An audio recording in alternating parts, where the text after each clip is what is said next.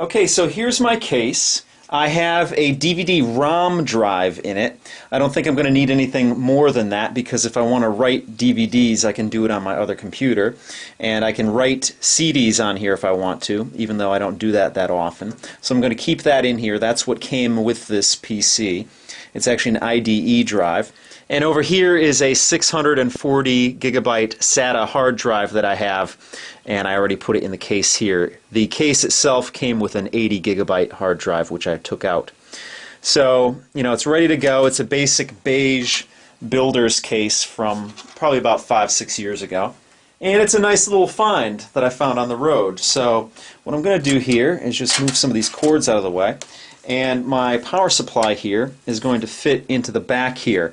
And it just mounts with 4 screws here. So that shouldn't be too difficult. Just put it in place here.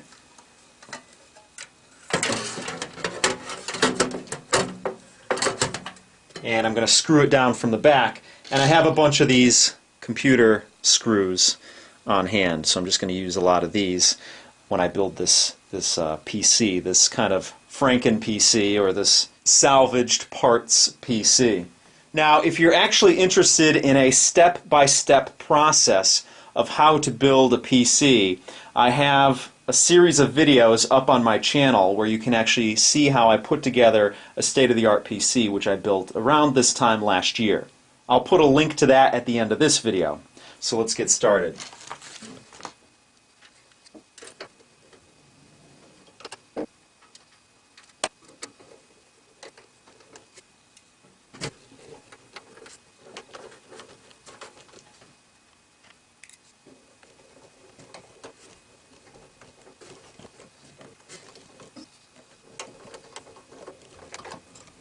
Here's the motherboard I'm going to use. It's an AMD dual-core Athlon processor. It's an older processor, but at least it is dual-core. And I think it's clocked at 2.3 gigahertz. I don't know. I'll have to check it out when I actually turn the machine on. But this is the motherboard. It already has RAM in it, and it has the heatsink and fan on it, and the actual processor is already installed in it. The only thing it does not have an I/O shield on it. So I'm just going to have to leave that as it is.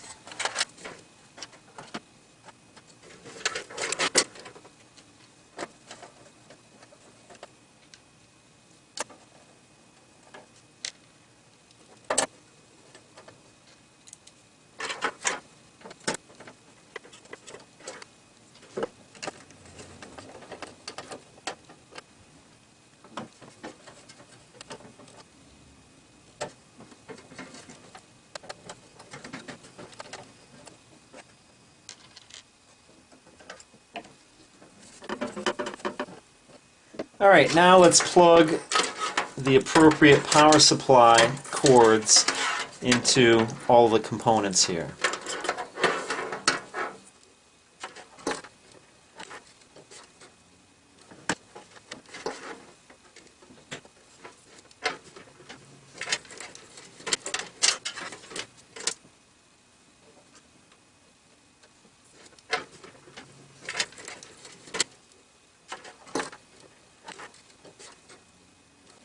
Okay, now it's time to connect some of these things to the motherboard, such as the drive and the front panel connectors, the USB from the front, and the actual power button and all that. So let me do that.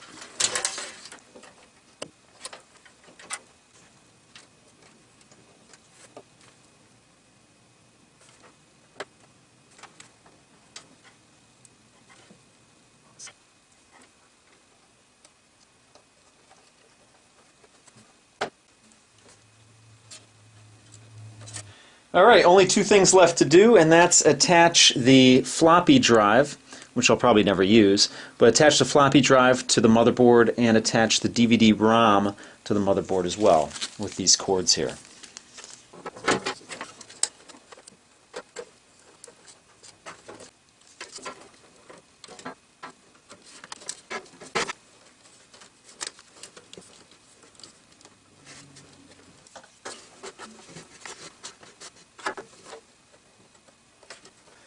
So there we go, everything's put together, and you can button this thing up, even though it looks like a rat's nest in there, but it's not like you can see in there.